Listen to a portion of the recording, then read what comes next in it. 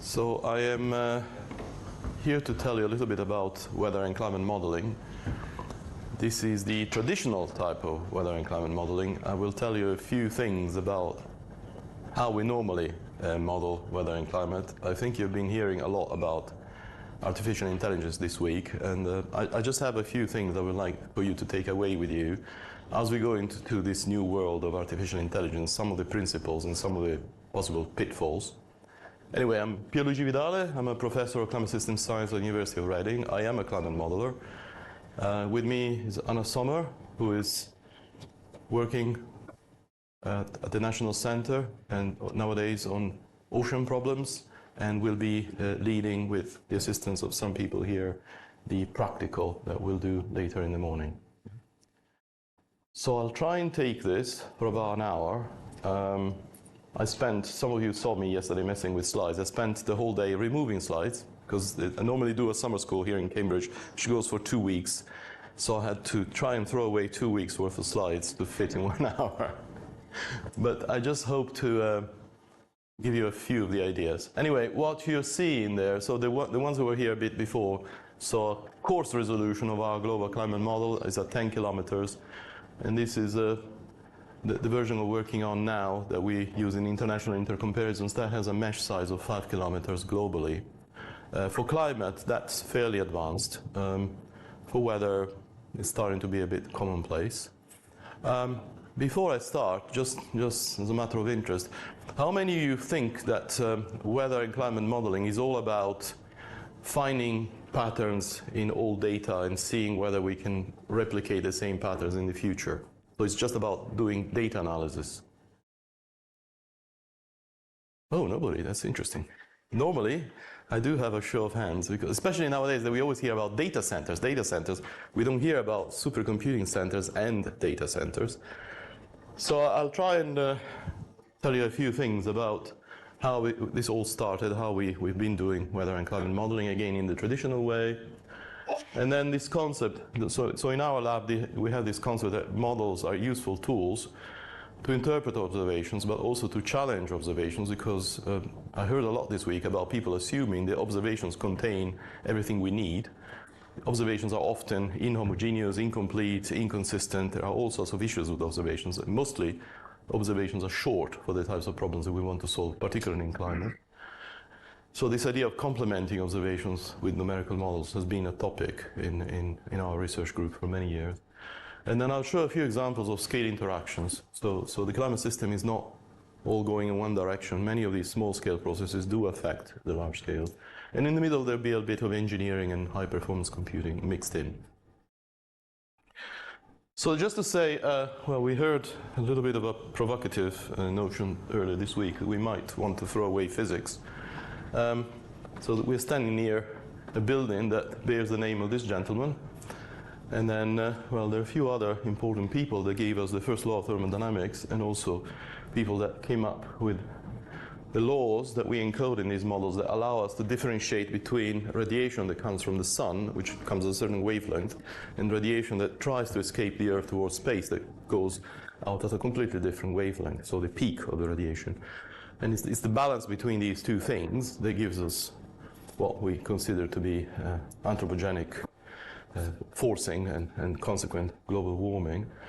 But it's also the fact that we can do this is also the foundation of the recent Nobel Prize, where, and I'll tell you in a few minutes about those people. In 1975, in one of the first GCMs ever built, they could tell us that the signature of anthropogenic global warming would have a different signal at the surface and, well, near the surface and in the stratosphere. And it's because the radiation comes in.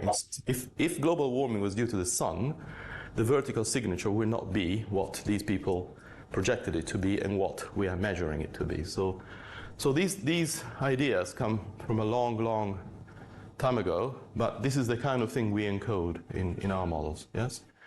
And just to say, I strongly recommend, if you want to have a bit more of a history and a bit more of a concept of all the things that people have been trying to solve for 200 years and all the technology that we're throwing at it. Bjorn Stevens has a very nice video on YouTube and I've linked it in the presentation. Yes. So we had these fundamental laws, and a lot of this can be used for fluid mechanics and all that. But just a bit more in our area. So for a long time, we've had this theorem about circulation about a parcel of fluid, and that circulation is conserved. So we have an idea of conservation. This is Kelvin's theorem. So that's a potential for predict. If something is conserved, that gives us the potential predictability. So if we can follow that parcel, because the conservation of circulation is there, we can then derive things in the future based on the fact that we're not going to lose that circulation. And then Bjerknes earlier in last century adapted Kelvin's theorem for a rotating planet. So that's typically for a parcel of fluid, say in a river or in a lab.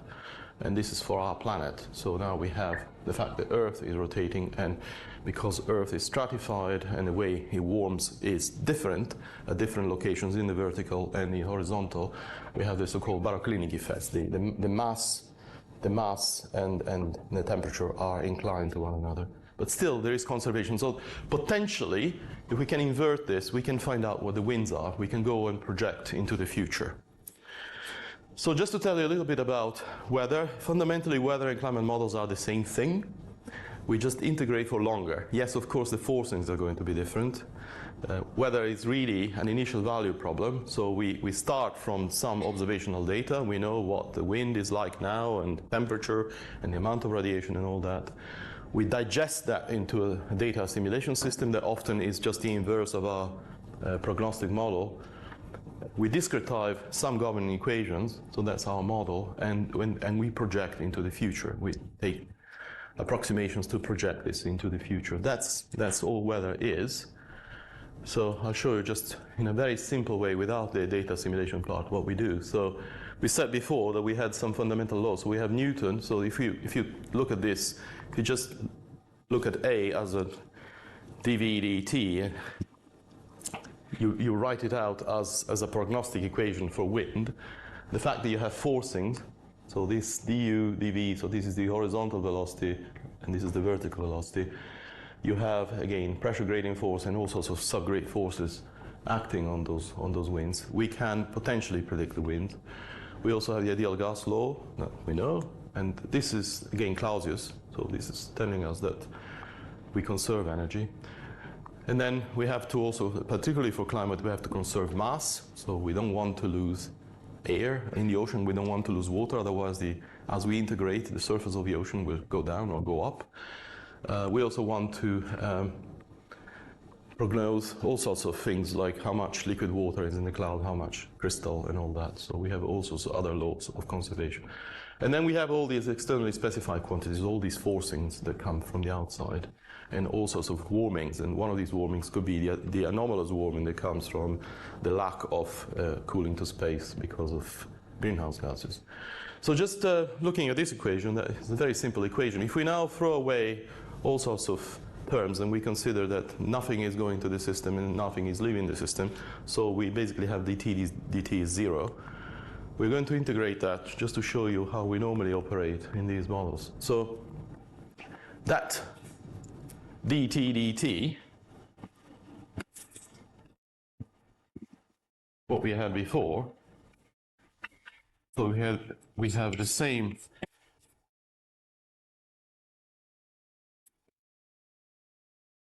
can be broken down into a partial derivative with time plus a form of advection in one dimension, yes?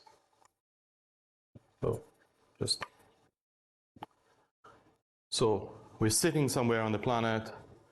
Again, we're not heating, we're not cooling, we're not doing anything. So any changes are due to the fact the wind brings us warmer or colder air. That's all it is. We throw away everything from that equation, that's all we're left with. And so what we do to solve that, we use very simple methods. This is just a finite difference method, so we just look at what the temperature is to the east of us and to the west of us, and we consider, in this case, the wind to be a constant.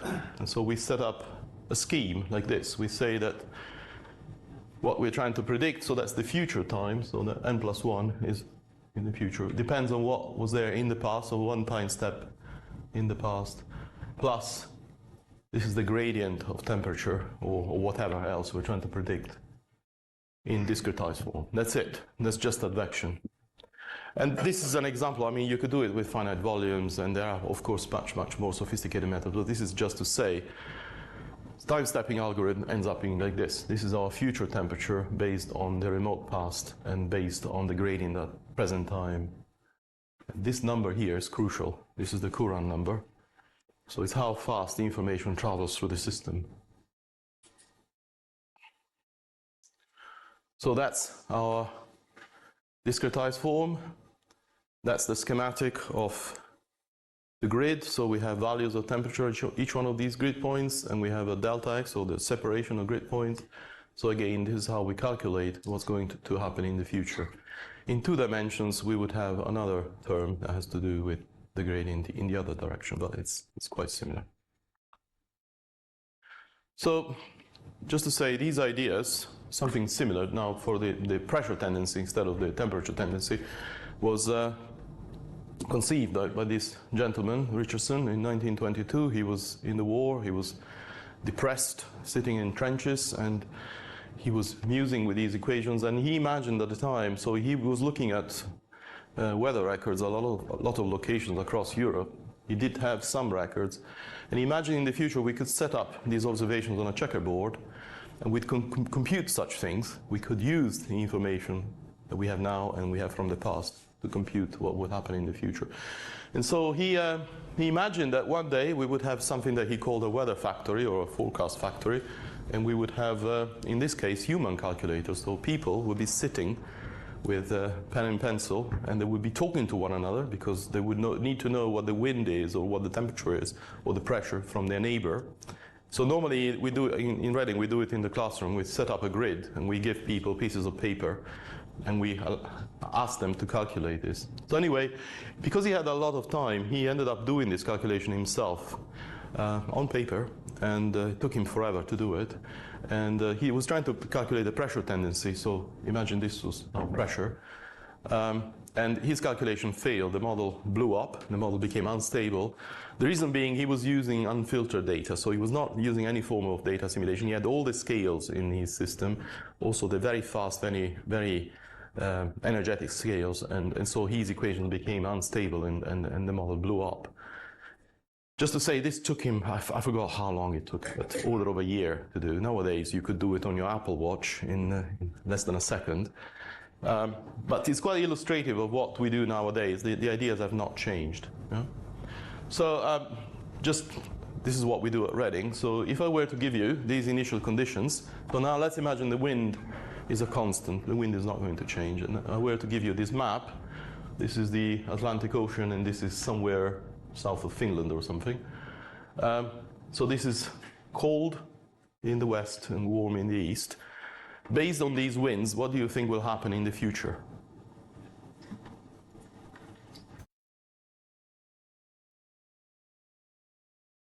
Become colder in the east, because the wind will just advect that cold air mass. And this is a lot of what happens in this country. We have some air mass over the ocean and the wind just blows it over. So it's a really simple equation set, but for a short amount of time and leaving all other things same, it sort of tells us what. But this is just to illustrate what happens in the typical weather forecast, now with a very long time step.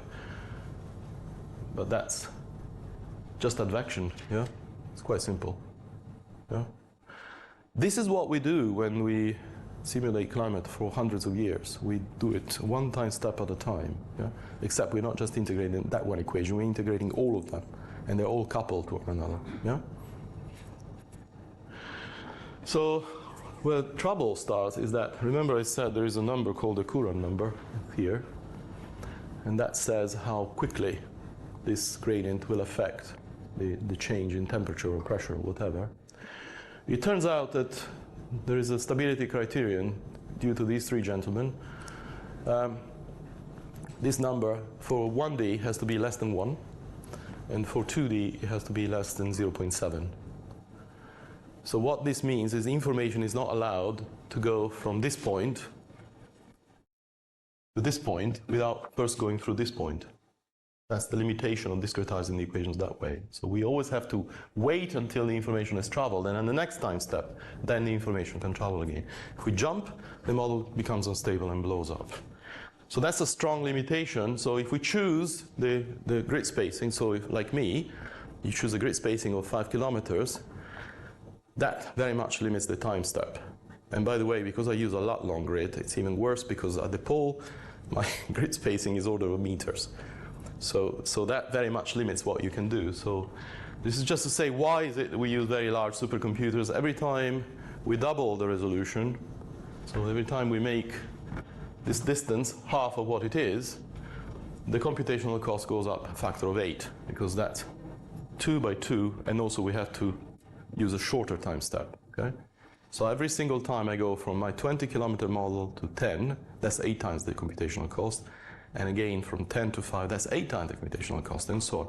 Of course, we have much more clever numerical methods nowadays, and just with semi-Lagrangian, we can use much longer time steps, and then we use implicit methods, particularly the semi-implicit method is very popular, and so we can cheat a little bit, but the foundations are there. So if you take a simple model like WRF or some of the typical models you download, that's your limitation. Every time you try to go finer and finer, you have to reduce the time step. Yeah? And as I said, yes, we cheat a little bit by using sophisticated numerical methods. So this is in Diamond, this exercise where we were trying to reach kilometer scale globally.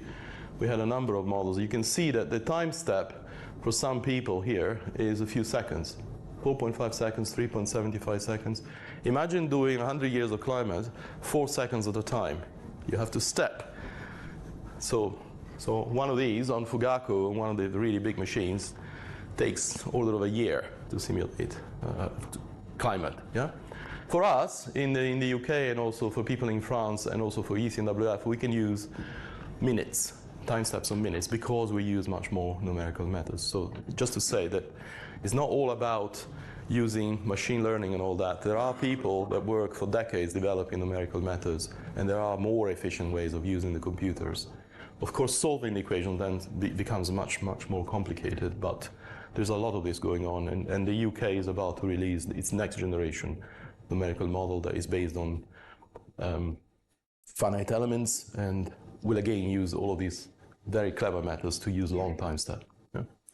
Okay, so that was just one equation. So there was one equation in which we had no external sources of heat. This is normally what we do. We do have forcing on the right-hand side of the equation. This could be friction, could be things due to turbulence. This could be things that have to do with greenhouse gases or with a volcano. There are many, many things that could, and the equations are coupled. So we have to solve all of these things together, and we have to solve all of these things at every grid point, both in the horizontal and in the vertical, in the atmosphere and in the ocean, and in the cryosphere, and so on and so on. Sometimes we make approximations, so some of the people in the community, especially for climate, ignore vertical acceleration, so they have a thing called the hydrostatic approximation, which again means we are less bound by time step in the vertical, and we can have a bit cheaper models. But fundamentally, this is what we have to do. So it's quite a complicated equation set, and we cannot solve it analytically, and that's why we use supercomputers, sort of brute force. On the right-hand side of these are a number of things that we don't resolve, and a number of things that we don't know very well. So some of these things go down to scales that even if we had a really, really large supercomputer, we still could not resolve. So some of the things on the right-hand side are parameterized, and sometimes people call this physics, and those are mostly empirical relationships. So when Emily was saying earlier in the week, we should throw away physics, let's keep Newton and Clausius and Max Planck, but maybe some of the more empirical things, and especially as we go to finer and finer scales where the parameterizations are no longer needed because we do start to resolve the processes, then fine, yes, let's throw away the physics. Anyway, so the laws are based on physics, and you could think of certain expressions that we use normally as macro scale manifestations of what is happening at much smaller scales, but there are some very empirical formulations. You can think of how we simulate bacteria in the soil for soil respiration. We cannot simulate all the bacteria. We just parameterize that based on moisture and temperature. Yeah? But yeah, in many cases we don't have explicit formulations based on first principles. We have to come up with things. And we saw Laura Zana earlier this week saying that she's been using machine learning to find some formulations from data. And so that's a very useful exercise, as long as we have the data.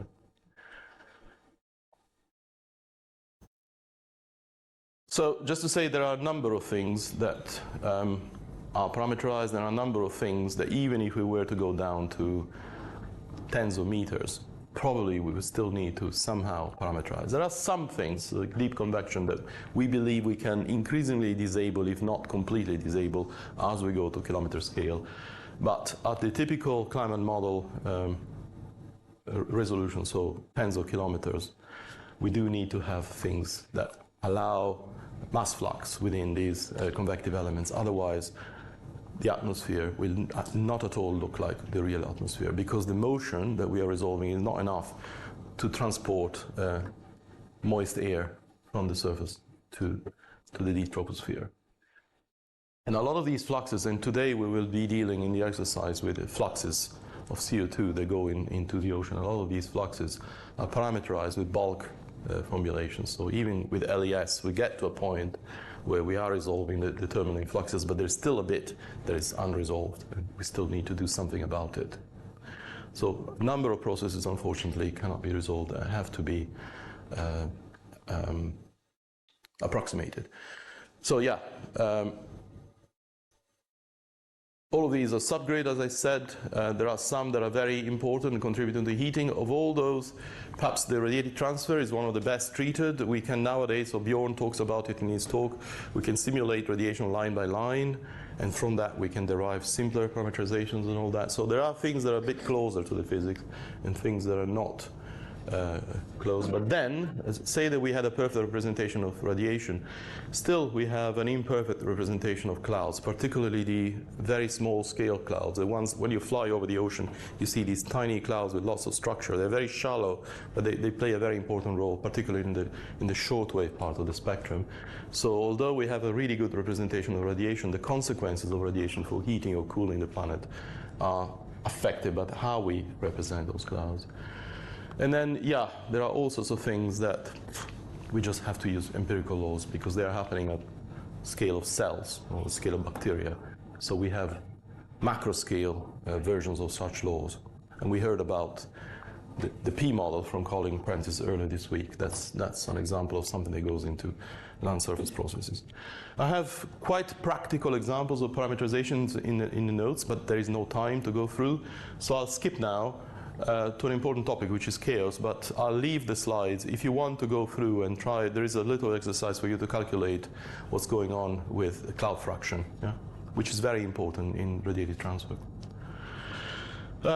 So just to say, how many of you have heard of chaos theory? Okay, about half, that's good. That's better than my typical Reading lot. So we're talking about fluid flows. So this because we are from Reading, there is a nice example of PV, which is a conserved property in particular approximation of the atmosphere. You can see there is some part of the flow that looks large and quite orderly, and then there are all sorts of filaments. There are all sorts of things that seem to be a bit more random. So it's a characteristic of many of these fluids that trajectories. So if you follow trajectory, say you have released some chemical species somewhere, say on the east coast of the US, and you try to follow these trajectories and trace where these pollutants have gone, the trajectories separate very rapidly, at times exponentially, and they form tracer filaments. And so eventually you can no longer detect these parcels. There is a time at which the filamentation becomes so thin you can no longer detect them. So chaotic systems and fluids are an example such systems exhibit sensitivity to initial conditions. So we have a little bit of an uncertainty about the location and about the concentration of these fluids. And if we try to simulate that, the amount of time over which we have the detectable signal is limited. So this idea that neighboring air parcels separate at exponential rate on average. Yeah?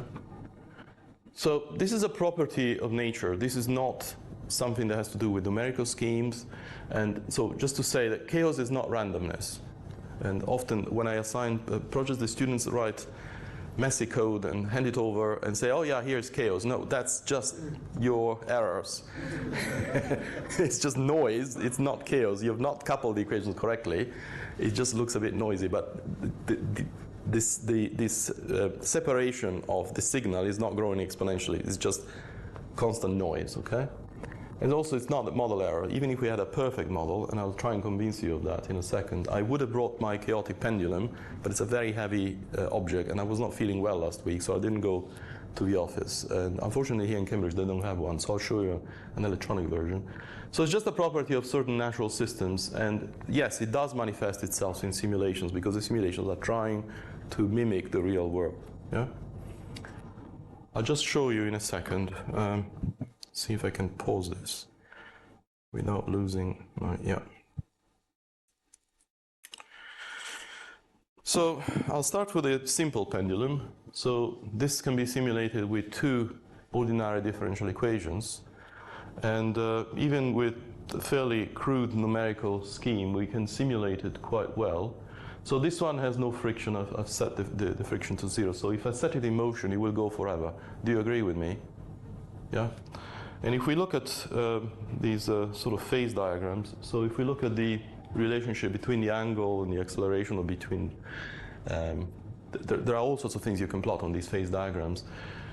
The relationship sits on a stable orbit. So these two, because we're having a regular oscillation, these two things will stay in the same relationship forever. It's a very boring system. It just keeps oscillating forever.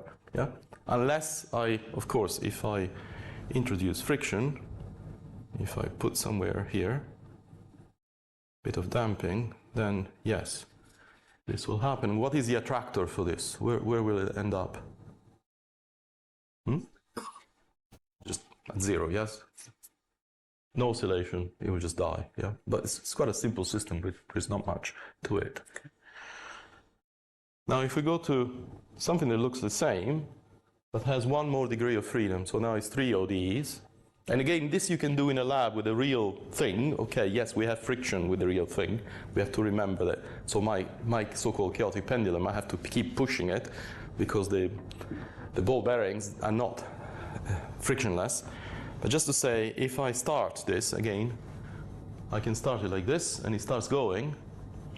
You can see already it's starting to behave in quite curious ways. It's much less predictable what this thing is doing. Okay?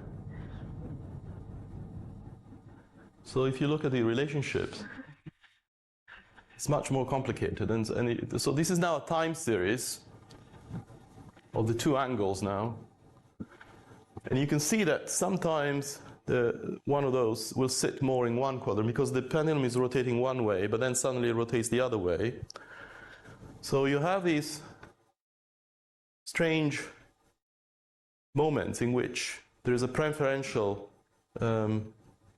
movement on one side of the diagram, and then moments when it switches over and prefers to sit more on the other side. This actually looks very much like time series of pressure or time series of other geophysical variables around the planet. See, now it's going into a fairly regular modality, and then it gets out of it. It's really quite unpredictable, yeah? Do you agree with me? This is a physical system, so yes, I'm using a numerical simulation, but we can do it in a lab, yeah? So this is only 3 ODEs coupled, really simple ODEs coupled. It already has enough degrees of freedom to exhibit this chaotic behavior, yeah? So in the history of our science, I'll tell you a little bit about Lorentz. we've been dealing with this because we do have to initialize the models. We have observational uncertainty, and we have enough degrees of freedom in the system that it will exhibit sensitivity to initial conditions. We don't know temperature exactly. We only know it up to maybe the third digit, if that's very optimistic. And we don't know the winds down to infinite precision. Yeah? So if we initialize one of these models, and every time we put in a slightly different number, we will get entirely different trajectories, the same way that if I lift the pendulum one way or another, I get a different trajectory. So this predictability of the first kind, this sensitivity to initial conditions, is something we have to contend with. Then there is another type, which we'll talk about in a few minutes, which has to do with boundary conditions. Yeah? So this man, Lorenz, he was sitting at MIT in the 60s, and he was trying to come up with a really simple model of turbulence. I'll show you in a second, actually turbulence and convection in the lower troposphere. And well, he found in his simulation, he found that he could end up with time series that look exactly like those at the top. Yes?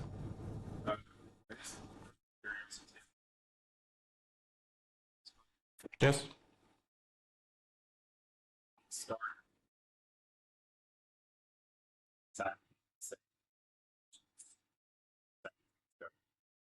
And you change the floating point position from, say, float 32, float 64, float 8, and so on. Will the kind of time when you can notice? Yeah, and so this is actually, yeah. So A, yes. B, that's actually how I start my climate ensembles. All I do is I change the temperature of the ocean in a checkerboard pattern down to the last digit I can represent. That's enough to spawn chaos. So I get two weather trajectories, so I get two ensemble members. Yeah.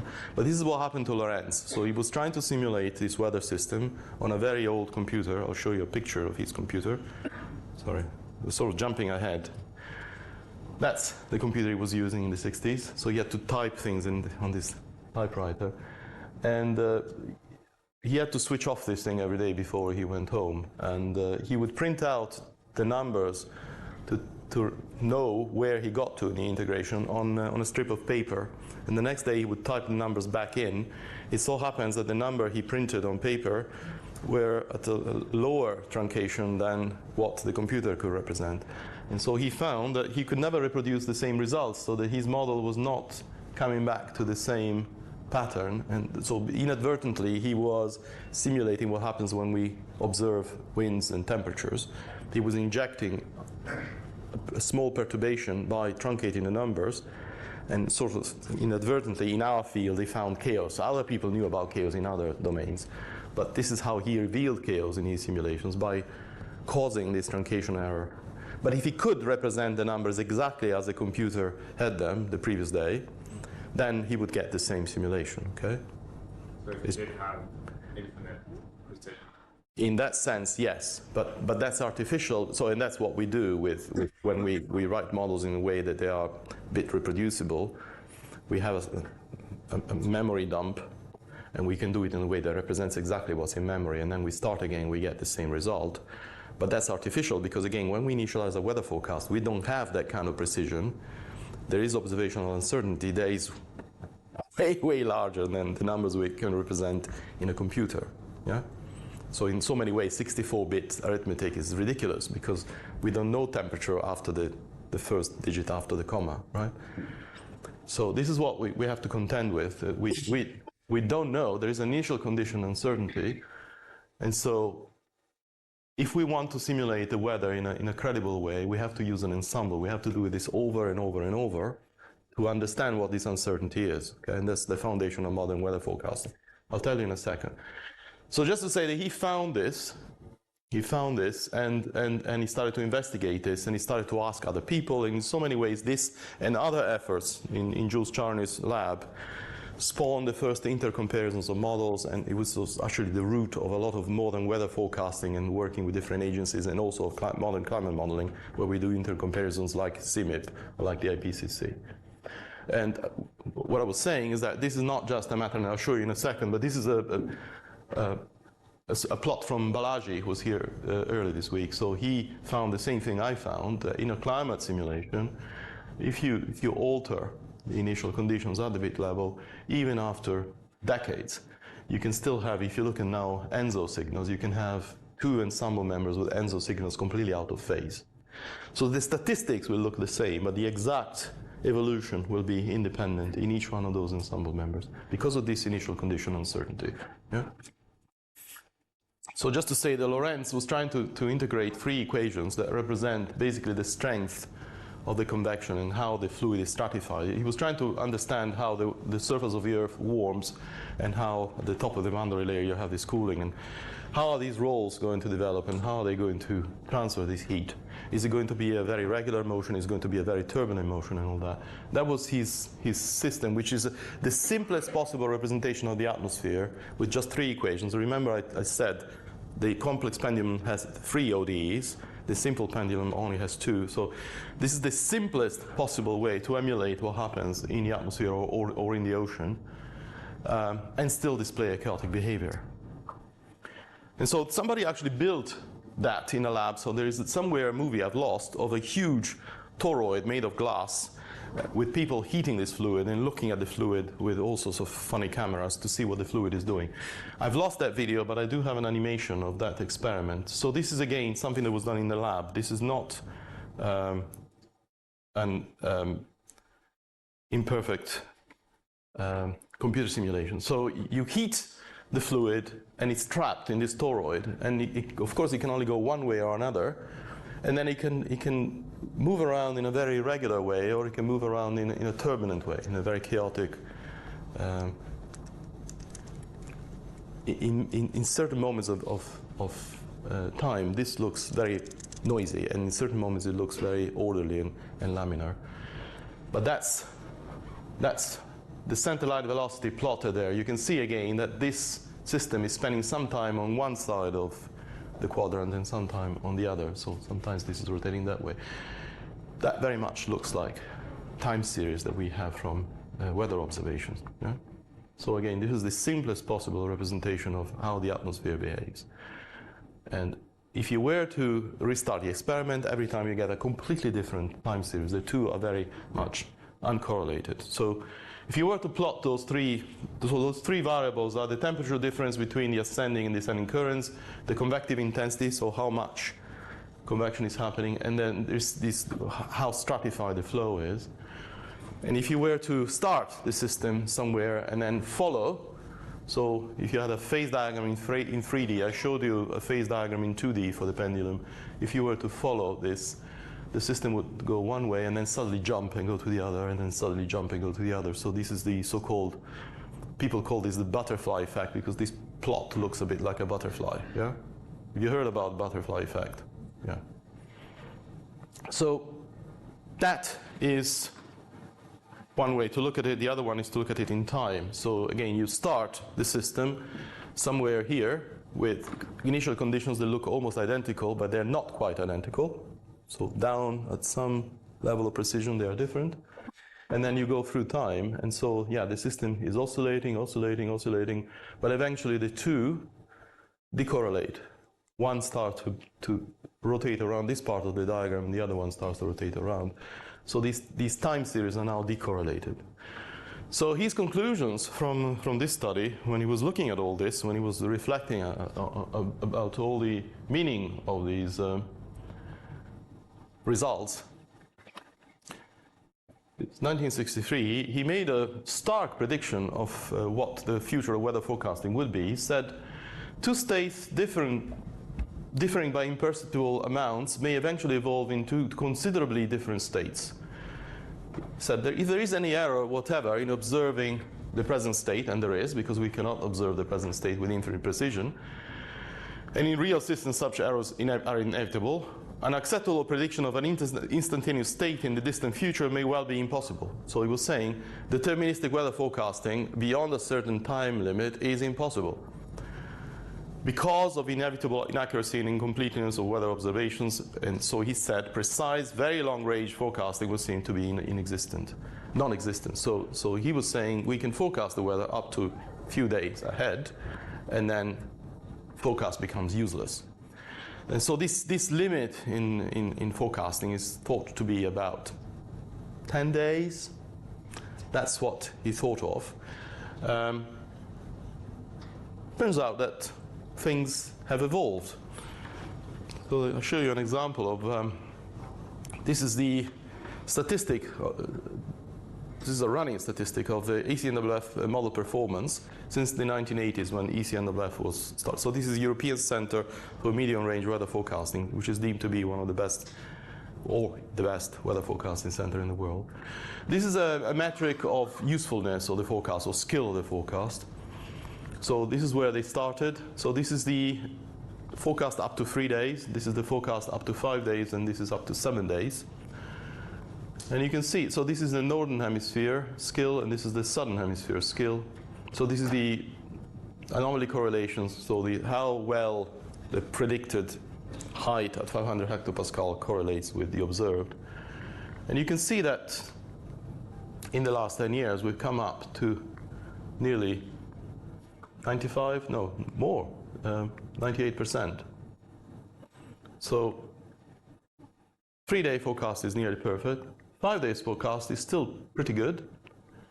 And 7-day forecast has evolved, and I would say here it's still, I don't remember what the cutoff is for usefulness, but it has improved. And there is now an expectation that we can actually take this out to a month. So we have a program running that will go for the next 15 years to try and make this forecast useful at a lead time of a month. But this will have to use signals that come from the ocean, come from the stratosphere, come from the deep soil. As the system is now, just based on immediate observations and very short memories, 7 to 10 days still seems to be the useful limit of the forecast. Yeah? So it's not as gloomy as Lorenz put it, but it's still quite limited. Yeah? Do you know why there is such a disparity between northern and southern hemisphere, and then it goes away? Any? Yeah? Yeah.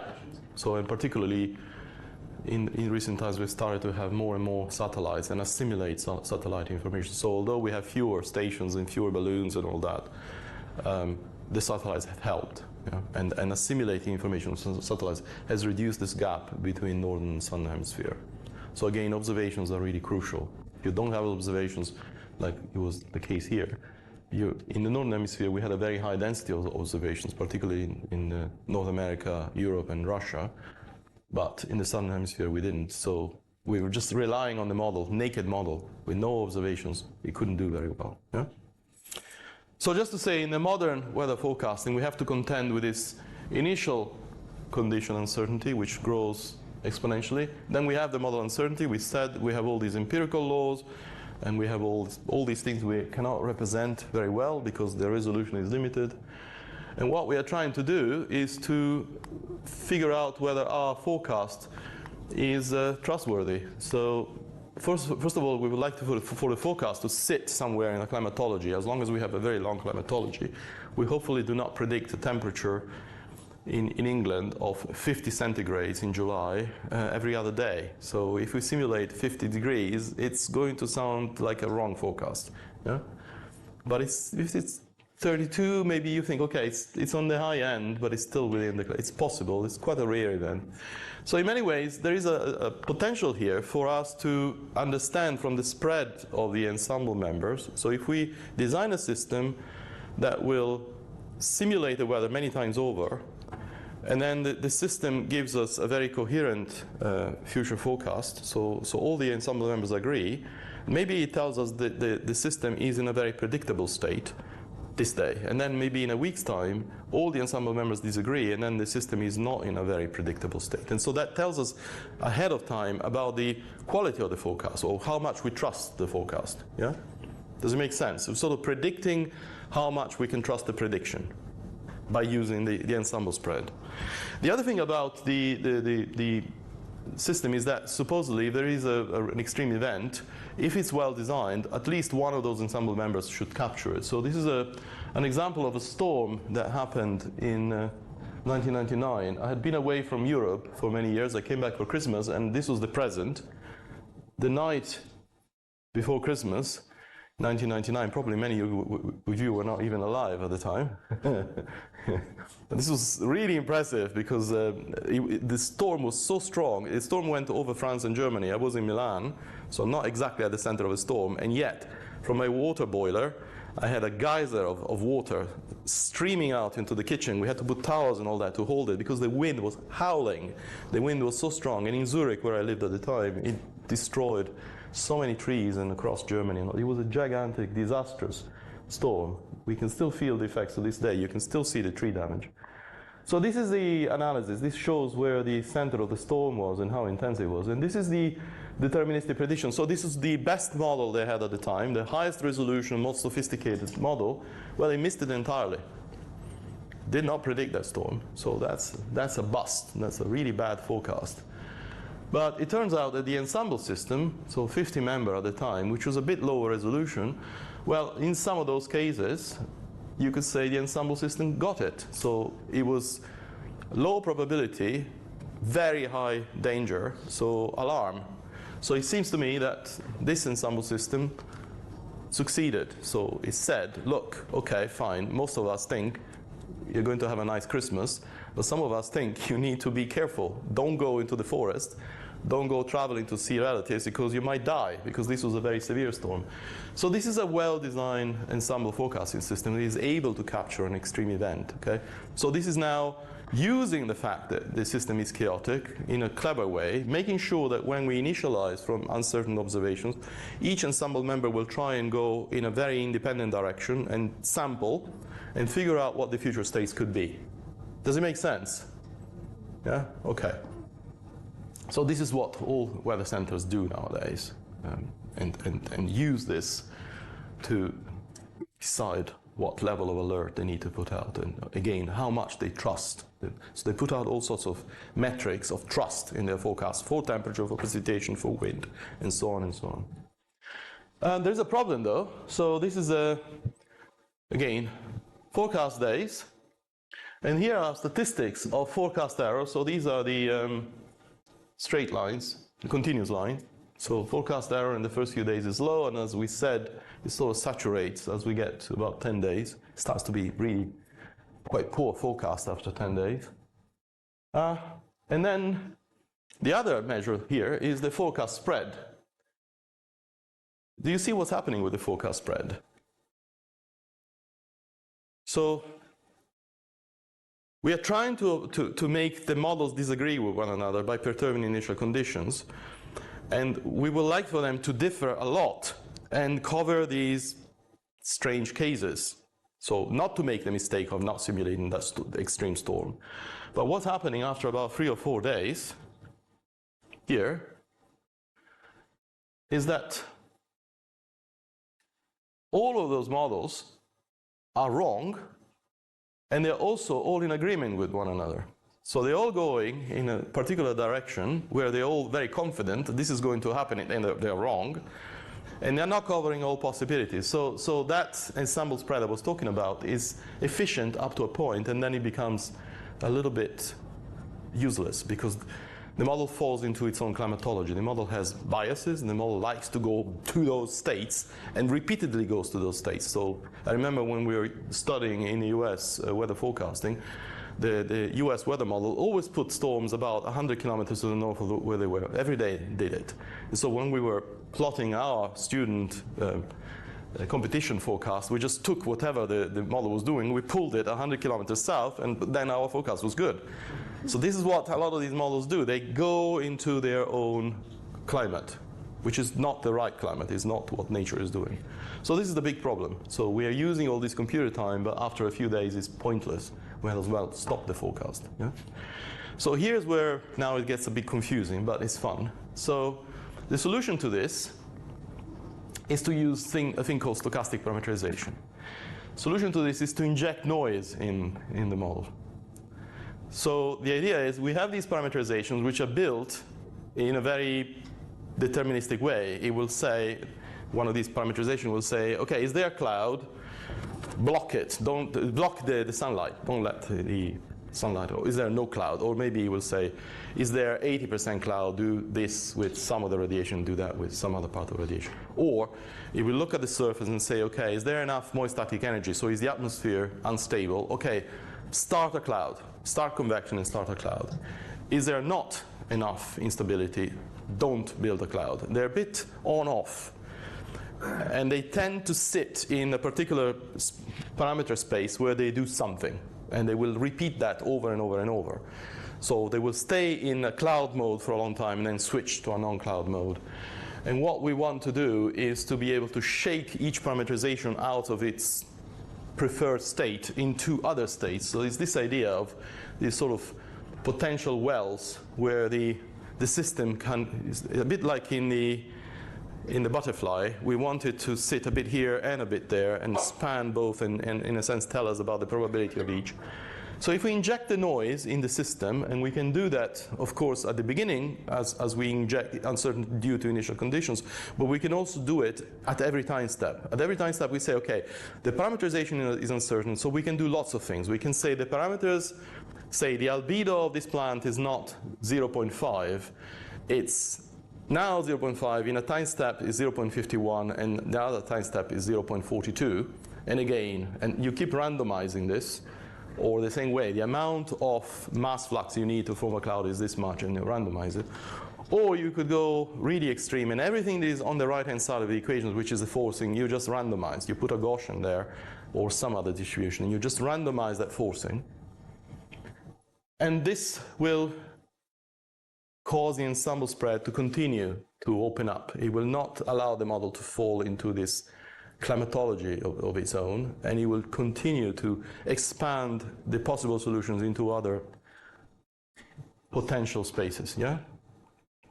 So it seems a bit crazy to do that, but it turns out, so this is this is a metric of usefulness, so this is significant, and this is the error of forecast. So this is the era 5, so this is pseudo observation. This is the top resolution of the model at the time, so around 9 kilometers. And this is the resolution, this is half the resolution of the, at the time, ensemble system using stochastic physics. And this is the deterministic version without stochastic physics. You see that this significance, you just add noise and it jumps to what the double resolution will do, which is a better model. And also in terms of errors, this is the model as is. So this is the full resolution, half resolution, and this is the error of the model to which you add stochastic physics. So you add noise, so you're shaking the model out of its own complacency, and you get lower errors. It's a bit crazy, but it's because the parameterizations are built in such a deterministic way. But the people who developed these parameterizations went to a field experiment and measured a few things, and then we're using those things across the planet. We don't know those things that well, so we do need to have these stochastic approaches. And just to say, this is for weather. Now, this is a paper I did a few years ago. This is now for climate.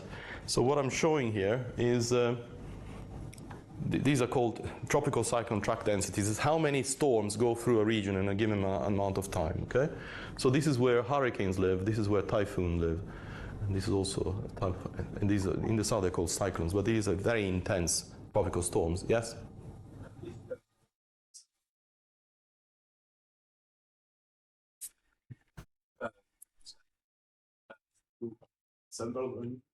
Well, in order to measure it, you need an ensemble. If you only were to run one, you'd be stuck with knowing whether it's due to initial conditions or whether, yeah. So you still need an ensemble, but the ensemble characteristics improve as you add the stochastic physics. Yeah? Now, these are climate simulations. So this, in the vertical, I have a low-resolution version of that same ECNWF model, but running climate mode. So this is for decades and decades.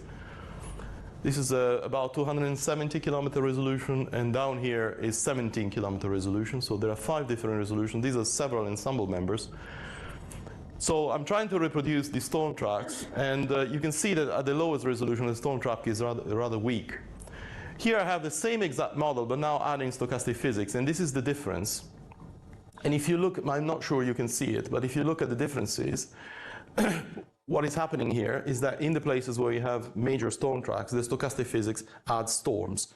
And if you look at the counts, it's the same. This is the model at the coarsest resolution without stochastic physics, and this is the one with, and so on, all the way to the top resolution. This is without stochastic physics, and this is with stochastic physics, and this is the observations. So what happens here is that by adding stochastic physics, I'm emulating half of the effect of resolution. It's like adding 50% of the resolution. But look at what's happening. The cost is 5% of CPU instead of, because of time step, instead of incur and a number of points, 240% increase in. So this is a really interesting example of, again, injecting noise, and you think you inject noise, you get a lot of random thunderstorms, but instead these things organize themselves into major things like tropical cyclones. Yeah? So this is, and Judy Bernier has done a lot of work on tropical precipitation for climate, and shows that over most of the tropics, precipitation is very strongly improved by adding stochastic physics. Yeah? Yeah. Yes, yes. At all resolutions, actually. Part of it is because in this way of detecting, we are just looking for a warm core. I have the same plot in a paper I'm writing now, where we're now looking in much, much higher detail at the structures of these things, whether they're deep enough and whether they're fully symmetric. And if you apply all those much more stringent criteria, what happens is they decimate this part and you keep the strongest storms. So the categories 1 to 5 are really fully symmetric and all that, so they will match this observation. You can also see that there is this lobe here and there is another lobe here, which is not in the observations.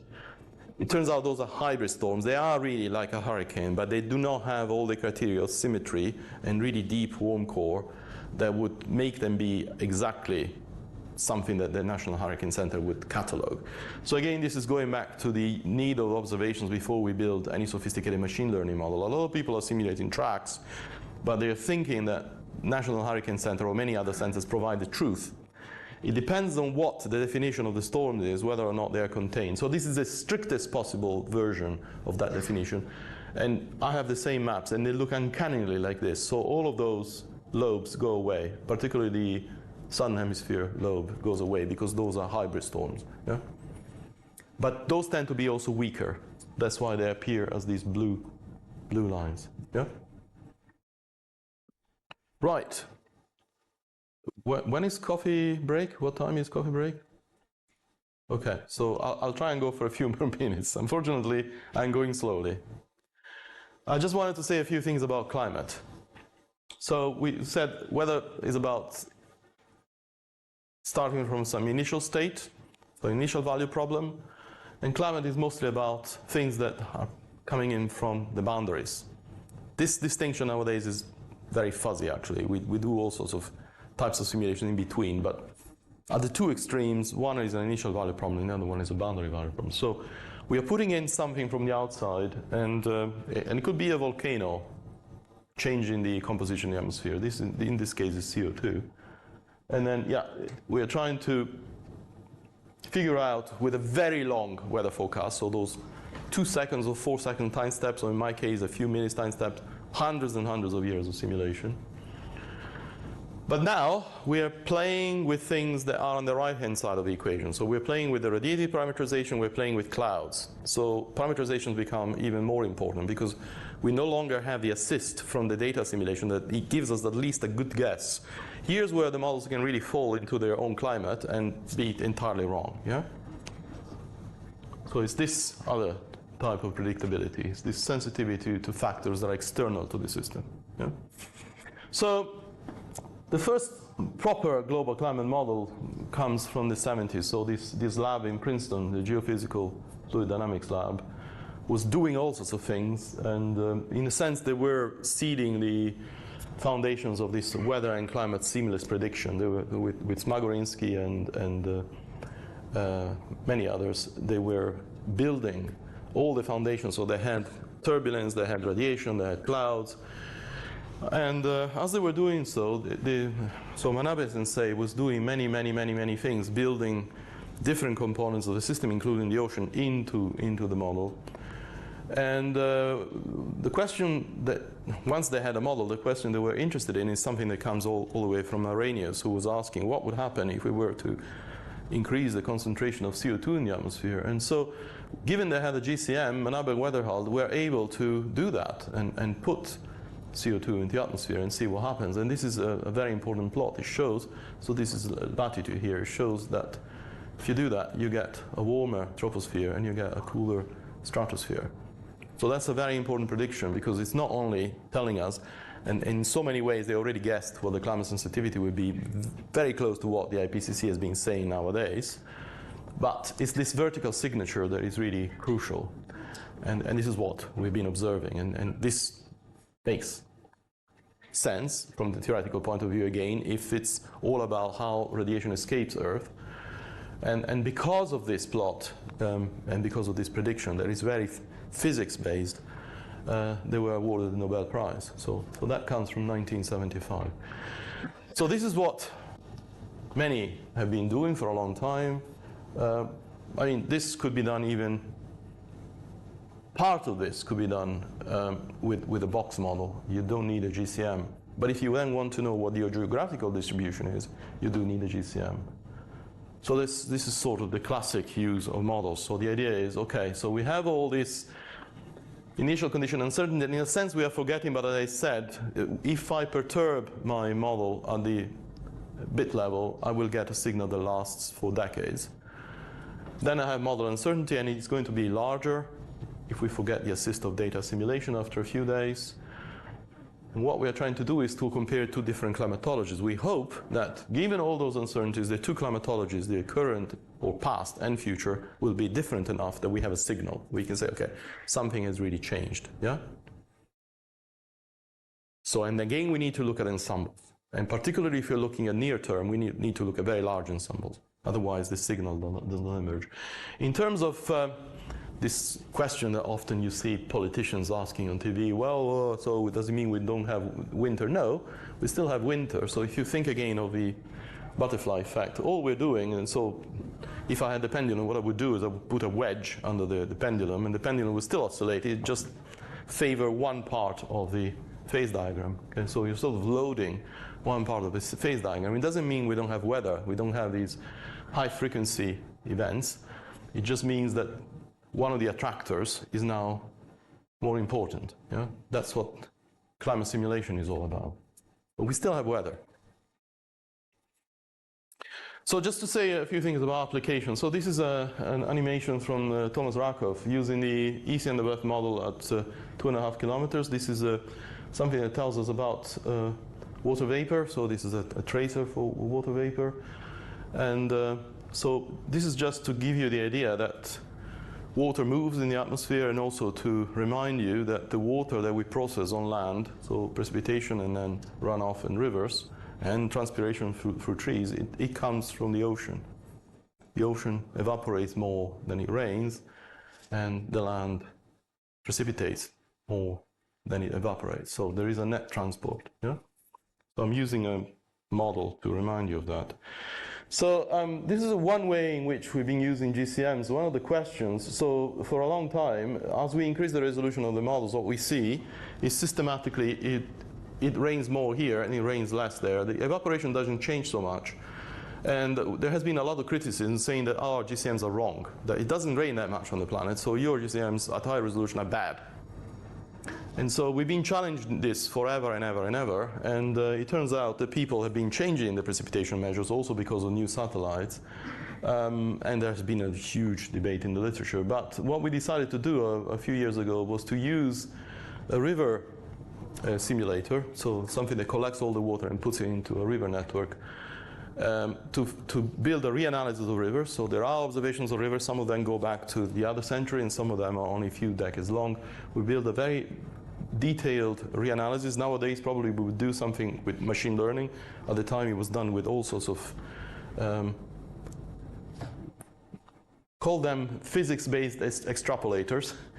But we built a reanalysis of what the discharge should be, based on everything we could reconstruct, And we came up with this green bar, and these are previous estimates, and people have been changing their mind, and some people again are taking into account new information from satellites. And then we looked at the discharge in GCMs at low resolution and at high resolution, and we decided to then use all this to create a constraint. So we said, okay, this says that what all the rivers put into the ocean has to be about 50 of this unit. This is the unit, how many cubic kilometers per year. And again, if we compute it from the low resolution, it's much less than 50, and we compute it with the high resolution, it's 50. Which means that there has to be more precipitation, but also means there has to be a transport. And we computed the transport, and yeah, sure enough, we computed it in so many ways and across a huge ensemble of models. And yes, at high resolution, the transport is 50.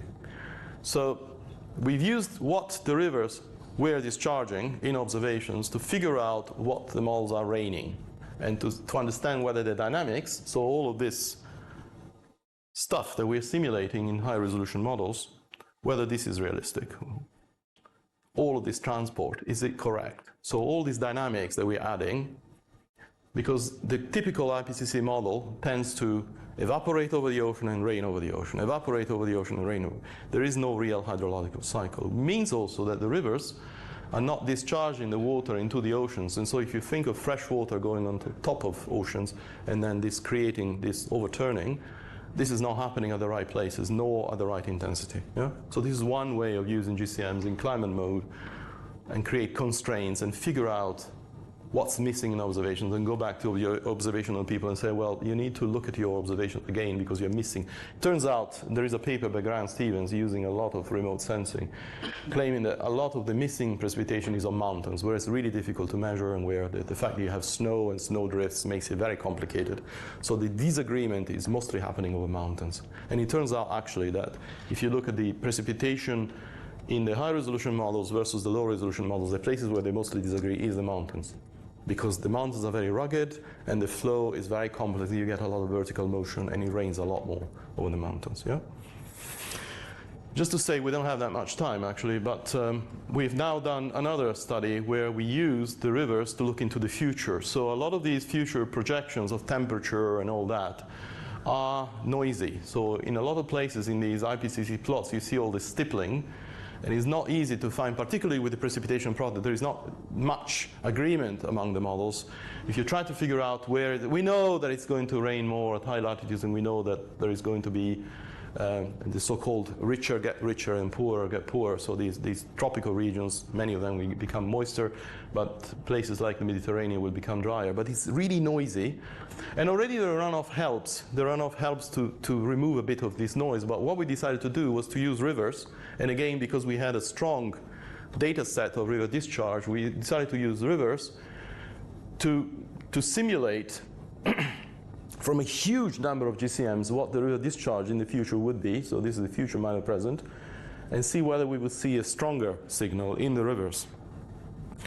And so it turns out, yes, there is so much uncertainty in how the models are warming and all that. But if you look at the rivers, yes, there is a spread, and yes, there is low frequency variability. But what we see is that the overall river discharge in the future, so this is 2020, already goes into what we call an unfamiliar climate. So already this is robust enough that we can say this is not normal, this is not just natural variability. And by 2035, we move into an unusual climate. So definitely this is something we've never seen before. And we can then project it on two different regions, and there are certainly regions, and Central Africa is one of those, where this is a very strong signal. So really very alarming situation for Central Africa. But there are other places like South America, so the Chile and Argentina, where actually things go the other way. So we were able to use these tools to remove a lot of the noise and a lot of the uncertainty that is part of the IPCC exercise or the CMIP exercise. And the other thing that we've asked is by which time we will see the emergence of this signal. So if we're talking about the unusual, in some places already by 2030 we will definitely see the emergence of signal and really strong years, very strong discharge and really dangerous. There are lots of huge mega cities sitting around these rivers, and they've had major flooding in the last 20 years already. And this is the really unusual climate. And again, this is one of the, Nile is another river. And so is Greenland, actually, although in Greenland we don't have that many records. So this is a bit harder to say. So we've been using that to create more robust assessment of what's happening, and so we're sending this to governments and to agencies to say, look, the types of episodes you've seen are really a revelation of climate change, and are really something that is happening quite rapidly in these particular regions. Just to say again, we talked about transports in the atmosphere. There is now a push for the ocean to also go to much higher resolution.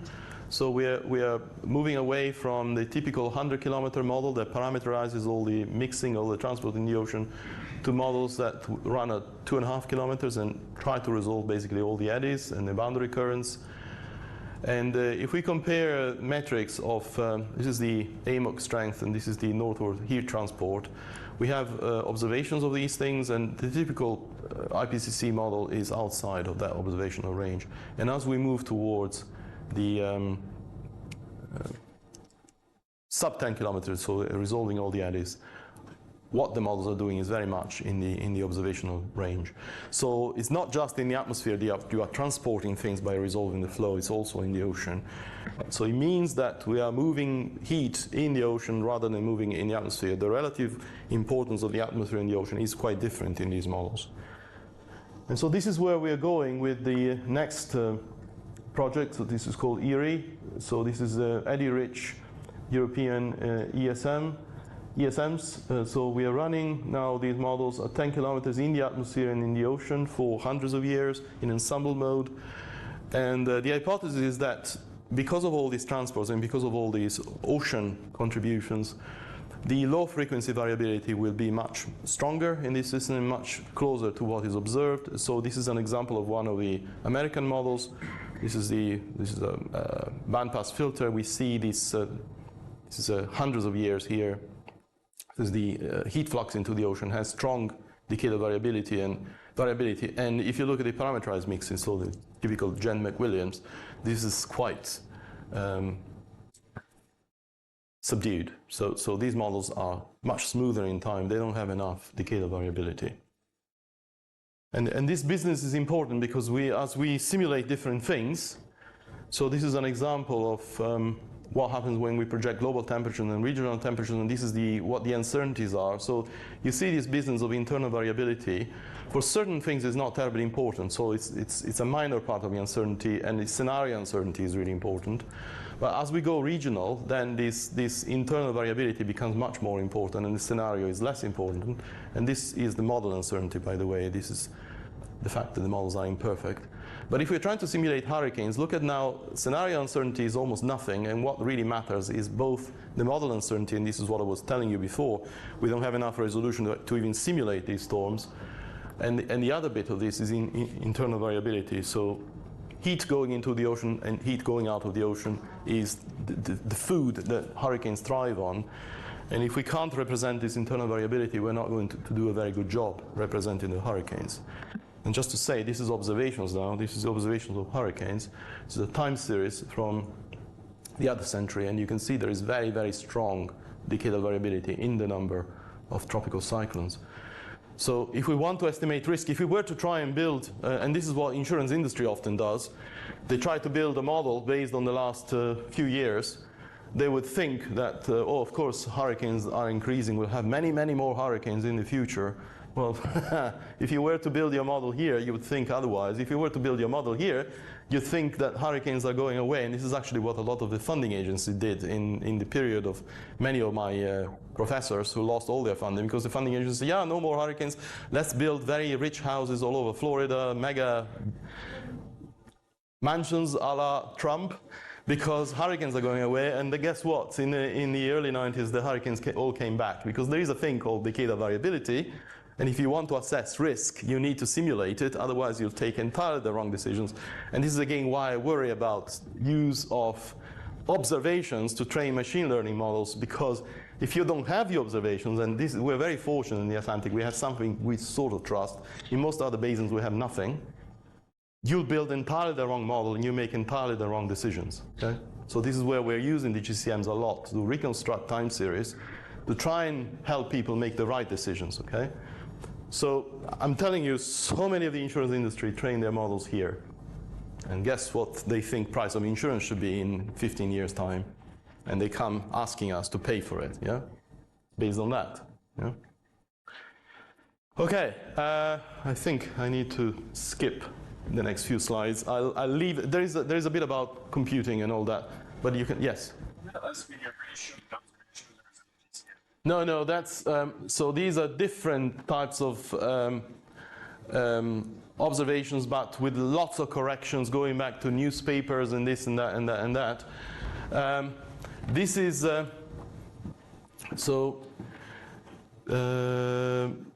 this is the landfall series. So again, using all sorts of proxies and reconstructions in all sorts of ways. And this is the same series detrended. Yeah, so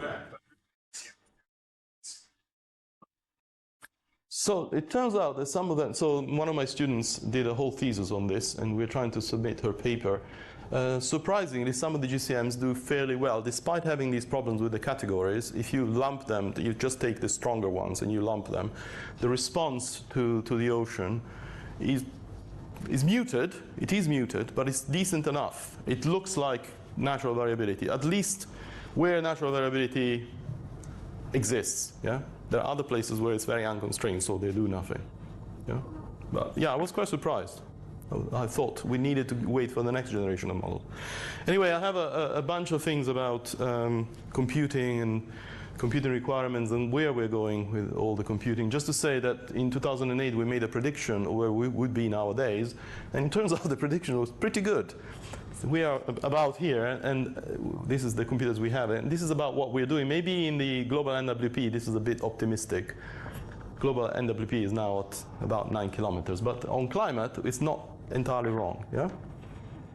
But software has been really an issue, so we're still very much behind, and in so many ways we're still about a factor of 100 away from the speed that we would need. So we're doing things, but the things we're doing are very slow. So for usefulness, for being able to publish papers, we would need our models to be about 100 times faster, yeah? Sorry, I'll just skip all this. It's all energy considerations and all that. I just wanted to say a couple of things about technologies. We are in ERI using a number of technologies. So we are looking at unstructured meshes. This is an example. This is a 1 kilometer CIS model from AVI. We're looking at GPUs. We're looking at refactoring the codes in all sorts of ways, including automated. Reduced precision is a big issue. We're using, for some variables, 32-bit, for some variables, 16-bit, because it doesn't make sense to use 64-bit for everything. We're definitely using stochastic physics, and then there are all sorts of efforts in area about machine learning for parameterizations, all the way in terms of spinning up the oceans, using a machine learning model to force the ocean and do the spin up in a very cheap way, to then hand over to the real model. So we are experimenting with a number of techniques. And the last thing I want to show you is this demonstrator of what could be done if we had a really good computer, which we now do.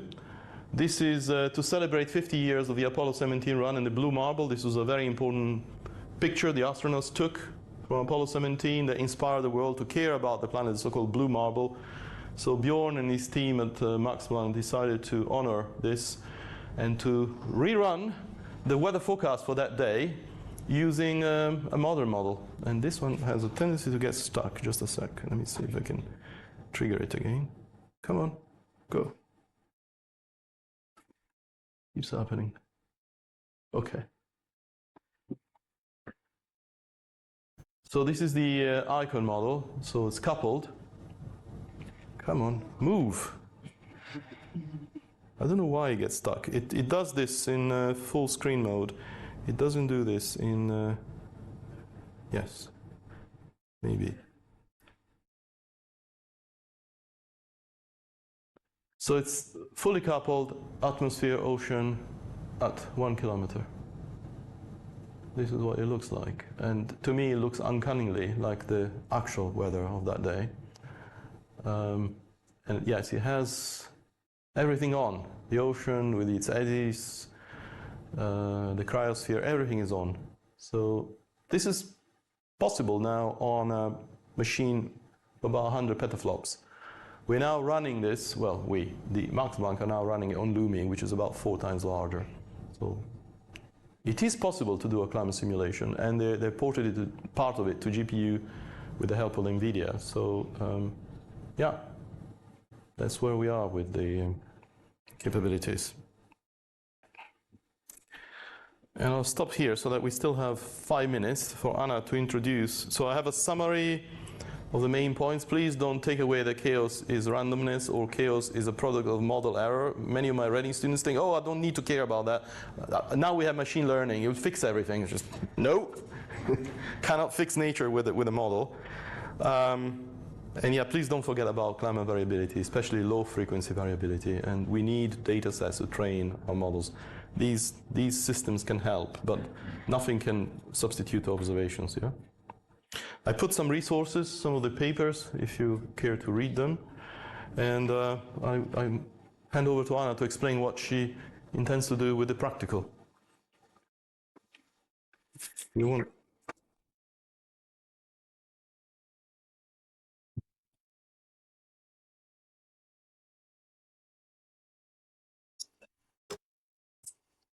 Yeah, hi everyone.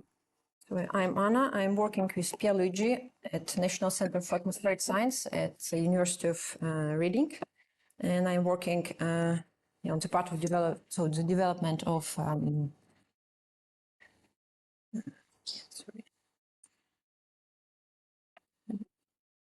the development of ocean model at high resolution.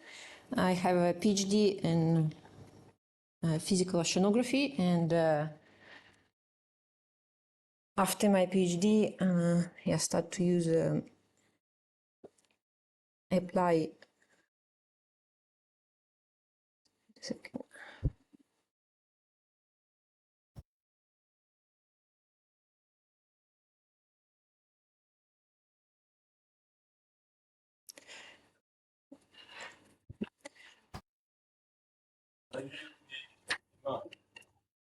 Yeah, same. So after my PhD, started to use to apply machine learning to Earth system science. And yeah, today we will practice quite simplified version of some work that I indeed like a couple of years ago. Yes, there is a lot of way today how we can apply machine learning in weather and climate modeling. As you also probably can understand here from Pierluigi's presentation. Yeah.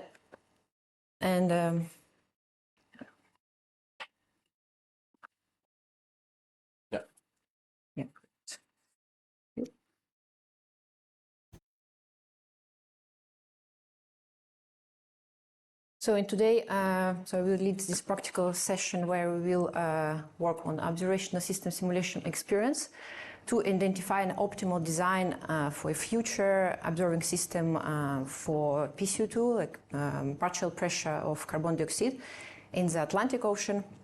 So as I hope you've seen from Pierluigi's presentation that observations is quite important in weather and climate model development. So you could see that the observation can help us to calibrate our models, for example, to adjust its parameterization to have the better accuracy in model outputs.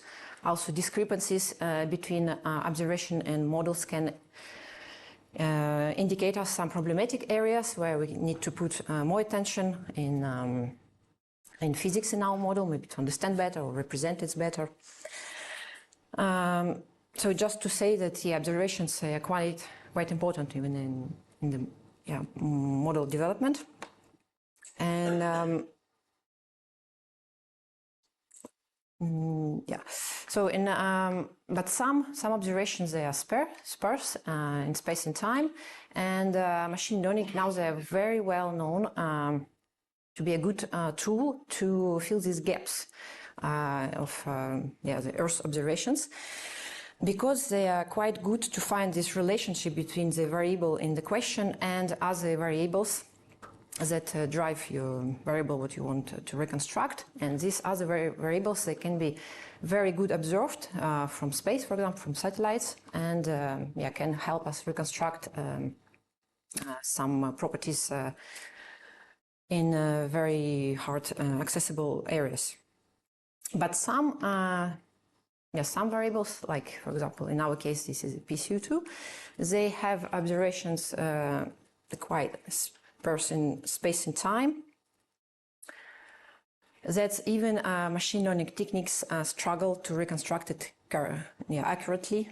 As you can see here, it's in the PCU2 case, it's in the Southern Ocean. So this is a map of SOCAD database that represents an ensemble of measurements of PCU2 from moorings, individual tracks of ships and drifters from 1957 to 2022. And it's important to say also that we measure sea surface fugacity, that it's very easy to convert with a very simple equation to PCU2. So here you see that the southern hemisphere has a lot of gaps compared with the north hemisphere, but also all these lines, what you can see here, it's individual tracks of ships, and it means that we can have, for example, the measurements of one particular month in the year, so we don't have very good time coverage neither. So you see we have a problem with the sparse observations of ocean surface PCU2 in space and time. So the question what we want to answer is where and how many additional observations do we need to accurately capture the PCU2 full seasonal variability. And solution comes from machine learning and ocean biogeochemical ocean models. So what we can do, if we take the ocean biogeochemical models as the truth, so we can create what we call pseudo observations, by imaging different distribution of PCU2 measurements, and then use this distribution to train our machine learning. And further we will use this output of different machine learning models to estimate the accuracy and the role of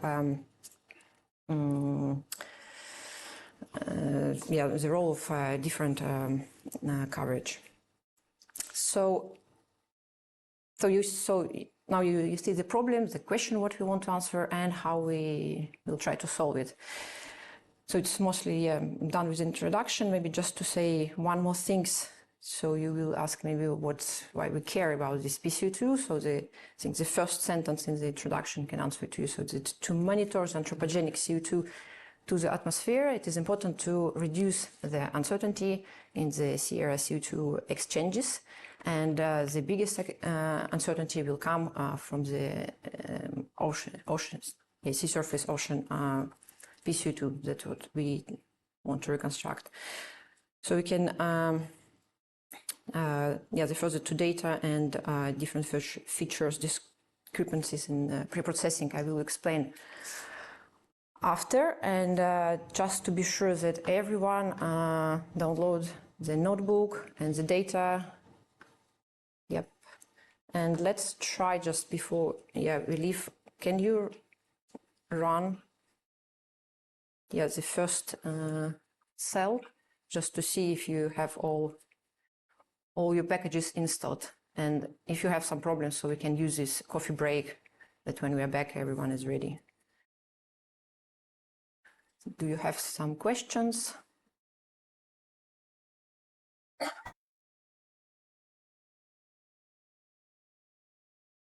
So it's quite long for me. So I advise you to do it during the coffee break. So it's done.